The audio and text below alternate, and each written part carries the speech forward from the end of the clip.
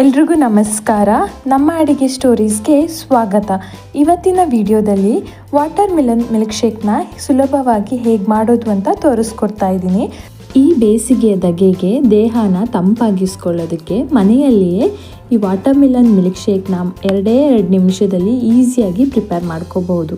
ಬನ್ನಿ ಹೇಗೆ ಮಾಡೋದು ಅಂತ ನೋಡೋಣ. ಮೊದಲಿಗೆ ನಾನಿಲ್ಲಿ ಒಂದು ಮಿಕ್ಸಿ ಜಾರ್ಗೆ ಕಟ್ ಮಾಡಿಟ್ಕೊಂಡಿರುವಂತಹ ವಾಟರ್ ಮಿಲನ್ ಪೀಸಸ್ನ ಹಾಕೊಳ್ತಾ ಇದ್ದೀನಿ. ನಂತರ 1 ಲೋಟ ಹಾಲನ್ನು ಹಾಕ್ಕೊಳ್ತಾ ಇದ್ದೀನಿ.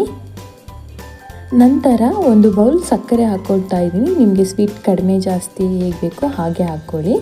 ನಂತರ ಇದನ್ನು ಬ್ಲೆಂಡ್ ಮಾಡ್ಕೋಬೇಕು. ಇವಾಗ ಬ್ಲೆಂಡ್ ಮಾಡಿರೋದನ್ನು ಒಂದು ಗ್ಲಾಸ್ಗೆ ಟ್ರಾನ್ಸ್ಫರ್ ಮಾಡ್ಕೊಳ್ತಾ ಇದ್ದೀನಿ. ನಂತರ ನಾನಿಲ್ಲಿ ನೀರಲ್ಲಿ ನೆನೆ ಹಾಕಿರುವಂತಹ ಸಬ್ಜಾ ಸೀಡ್ಸ್ನ ಹಾಕ್ಕೊಳ್ತಾ ಇದ್ದೀನಿ. ನಿಮಗೆ ಬೇಡ ಅಂದರೆ ಇದನ್ನ ನೀವು ಸ್ಕಿಪ್ ಮಾಡ್ಕೋಬಹುದು.